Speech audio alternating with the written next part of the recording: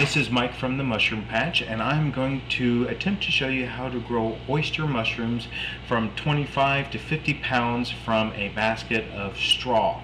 First, you want to get a right amount of grain. Now, if you get a quart jar and fill it to the very top of dry grain, after processing, that will give you 3 jars. Here my daughter's cleaning the first batch of grain.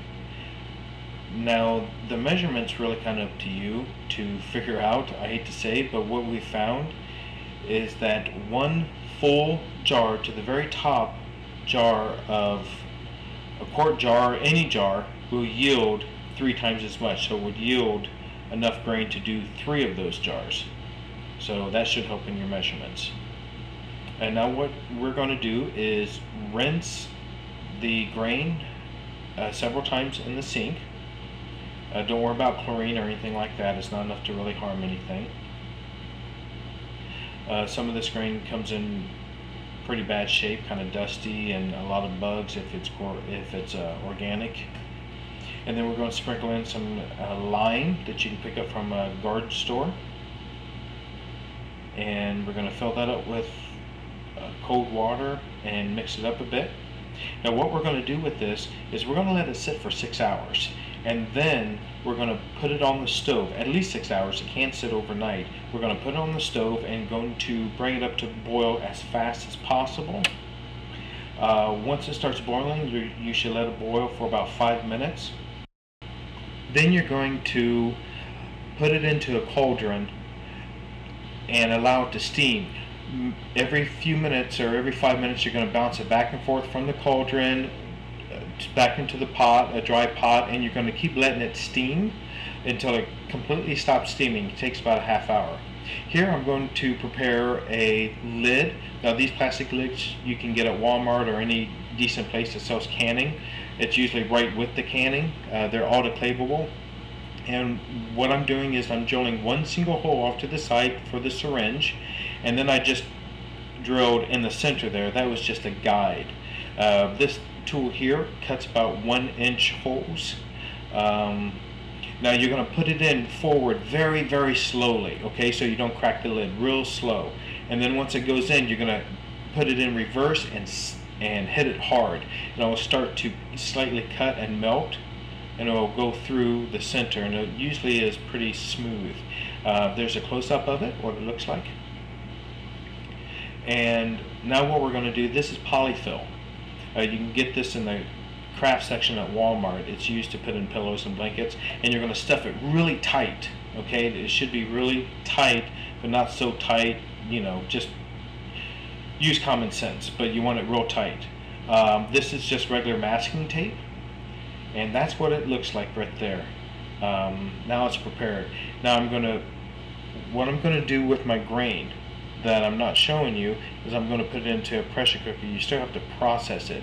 The grain in each one of those jars needs to cook in the pressure cooker for approximately 1 hour and 20 minutes and allow it to cool, usually overnight, and then now we're going to inoculate them. After wiping down the needle with at least 70% alcohol, rubbing alcohol, you're just going to flame the tip like that, and just to clear out any nasties that might be in there. Now, after you're done processing your jar of grain, I'm going to wipe it a little bit down with alcohol. I'm going to quickly pull this tape back and insert my liquid mycelium syringe. Now, I'm only going to put in about 3 cc's per quart jar of oyster mycelium, that is. And after quickly covering it back up with the masking tape, I'm going to shake it up real good, and that will coat the grain in the liquid mycelium. This is what it looks like about 7 to 10 days later. Now, next step. Now, don't forget, you are going to do this to about 3 or 4 jars, okay? Now we're chopping some straw. I got a leaf shredder a long time ago because I was planning on doing this a lot.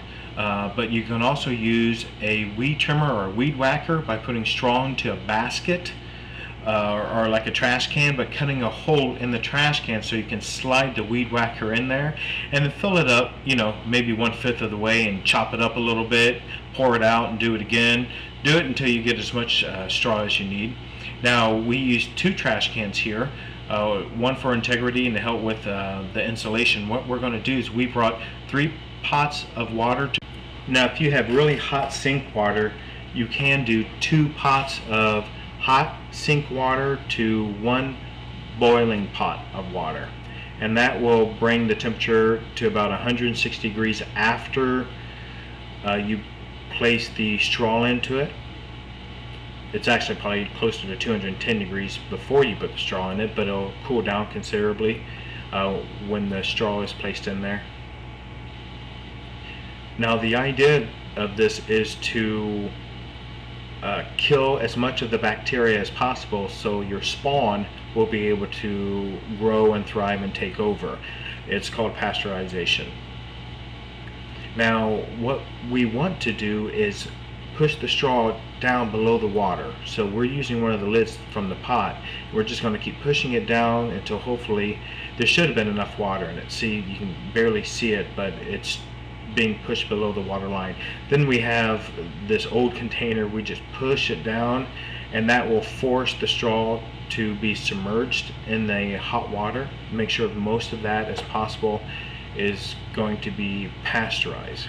Now we're just going to put the lid on, clip it on. Now you notice we have protective gloves. Now those are the gloves that we purchased from, I think, Seen on TV, and you can find them in Walmart.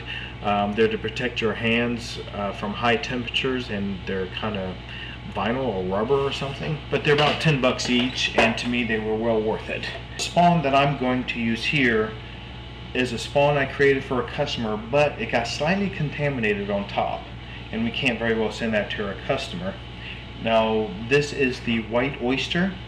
Now that is full of spores right there, that green mold, and we don't want it to spread all over, so I'm going to carefully take a spoon and gently go underneath and scoop a good amount of it out. Now you would think it would just be on the surface, but it actually is way down there, a good 1.5 inches or so. Now when I threw it, you see me back off because the spores went flying everywhere. I don't know what I was thinking. But unfortunately I had to put the spoon back in there to get the rest of it out. Now this mycelium is very strong and fast, so it won't affect it much, if anything at all, as far as green mold growing in there, because we got most of it out. Now I'm going to bust it up real good. Now if you notice that was in a bag, okay, you are going to be doing it in jars, and you're going to use probably 2 quart jars for every 1 basket. Now my buddy here, Eggy, is putting down the straw while I sprinkle the grain. We'll speed up this process. I put just a decent amount in the center, away from the edges, so it doesn't dry out around the edges and possibly get contaminated.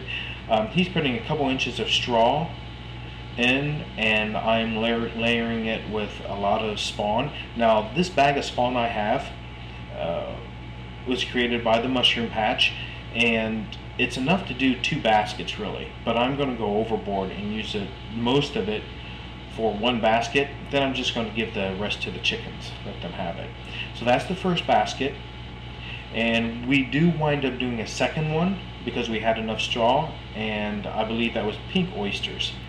And we will kind of edit the video down the road for version 2 when they're actually grown out. Now we're going to put them into a trash bag, and this is like one of those industrial sized trash bags, and we're going to put it in there so it could stay in darkness. It's going to probably take about 7 to 10 days, and what's going to happen is the mycelium is going to grow, and you're going to see white mycelium growing towards the edges of the straw. And I'm going to leave a little bit of air in there. Now I'm going to take it inside, out of direct sunlight, into a warm location. You know, room temperature is usually fine for oysters, and it will sit there until I do see the nice white mycelium growing out around the edges. In the very next video I will edit this one, version 2, so you can see the ending and how it fruited and what it looks like and how much we've gotten from it. For any of your mushroom growing needs, feel free to visit our website at mushroompatch.com.